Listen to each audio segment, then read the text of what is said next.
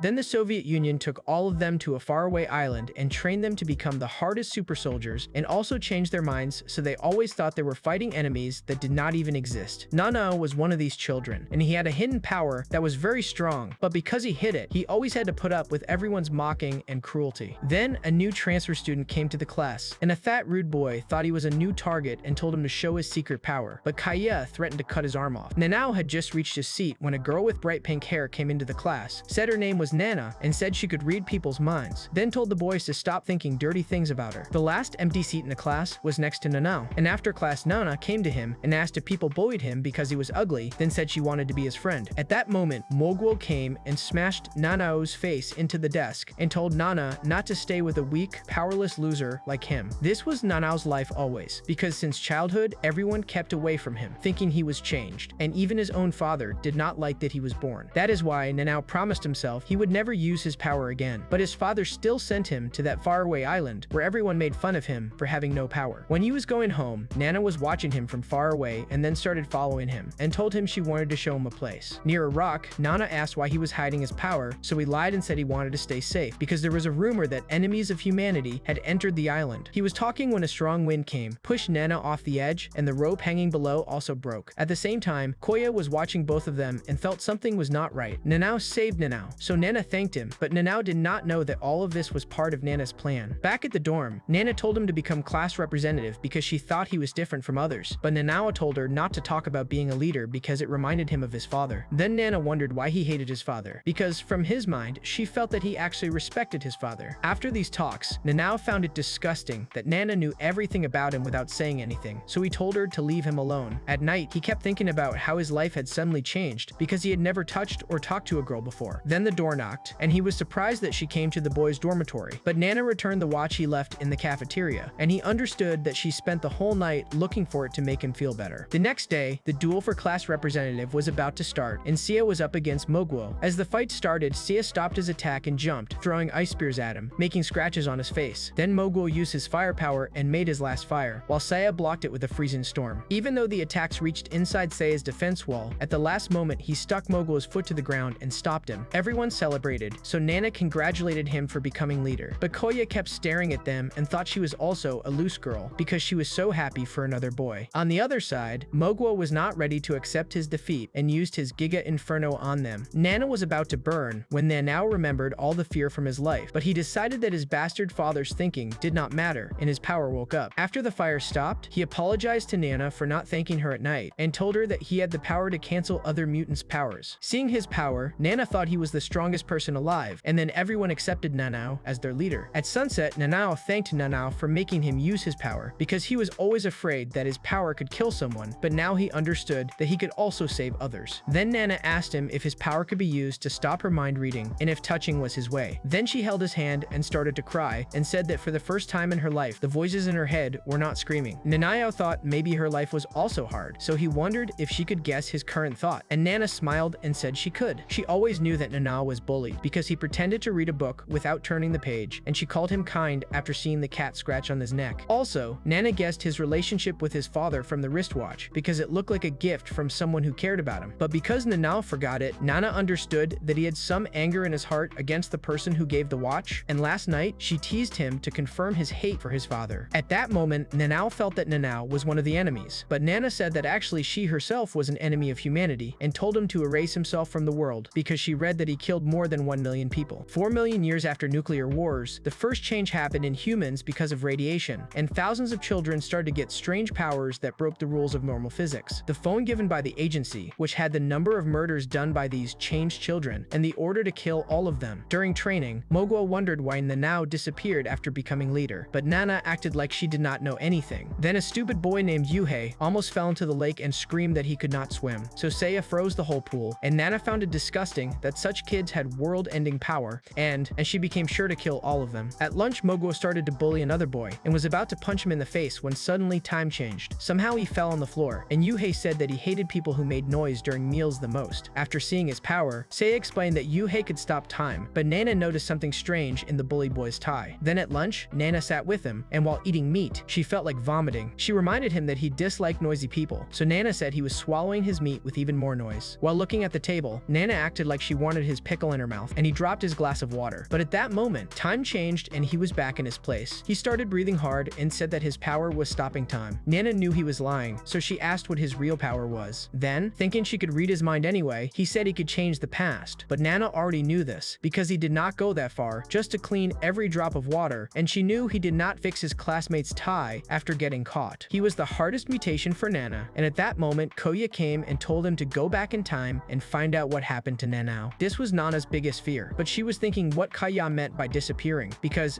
in her mind, Nanao was just sick. Kyoya was sure that Nanao was not sick, because the rooms were next to each other, and when he knocked on the door, Nanao did not even answer. He also remembered that just before disappearing, he saw Nanao leaving school with Nana, so he asked Nana where they went and what they were doing. Nana was thinking of a way out, because she thought if Kaya had any investigation power, her words would start to break. To change the topic, she asked why he was holding her hair, so Kaya said he had a habit of catching incomplete clues. Nana thought maybe he was saying it with a wrong meaning, but she tried to remove the doubt from herself and said maybe the enemies of humanity killed Nanao. Then she looked at Koya and thought he could not be one of them because she could read his mind. She was also thinking why Koya cared about Nanao, even though he kept away from everyone, and Koya smiled and left. Yue found it strange how Kaya knew they would be here, and he said they should also check if maybe Kaya killed Nanao. Nana pretended to be happy, but she knew the truth would come out soon. In front of the boys' dorm, Yuhai went into the past and came back a few seconds later, saying he could not see Nanao returning. Then he fell to the ground. He explained that the limit of his power was that it made him very weak. Nana wondered how she would kill him, because he could go into the past and come back to kill her too. She asked how far back he could go, and when he said 24 hours was his limit, Nana felt something else was wrong, because he could have followed Nanao and found out what happened to him. As he kept going back in the past, Nana felt he was getting close to the truth. Yuhei said that Nana's mind-reading power was a problem, because whenever he went into the past, she could feel it. After hearing this, Nana understood that when she saw him, this was what brought him back to the present. Yuhei confirmed this, but Nana still did not have a way to finish him before the truth came out. She told him to wait until tomorrow, but Yuhei asked why she was stopping him from learning the truth about his friend. When Nana stayed quiet, he asked directly if Nana was the one who killed Nano. Then they reached the rock, and when Yuhei traveled into the past again, Nana thought that now she only had herself to trust. Yuhei came back and felt that Nanao and Nana were really close friends, because they were holding hands, so Nana smiled at him, but she realized his memory had changed. Right before killing Nanao, Nana looked around very carefully and saw Yuhei at that moment, so she waited for him to leave, then pushed Nanao off the edge. Yuhei thought she was innocent and apologized for doubting her and ended the day. That night, Nana went to the shed and started looking for a shovel. Then at midnight, she knocked on Yuhei's door. They both kept running in the forest, and Yuhei asked why she hid the truth, and Nana said she did not trust him yet. Then she showed him the place where Nanao was attacked. She explained that after holding hands, a beast-like thing chased them to this spot, and in this forest, it ate Nanao, so nothing was left.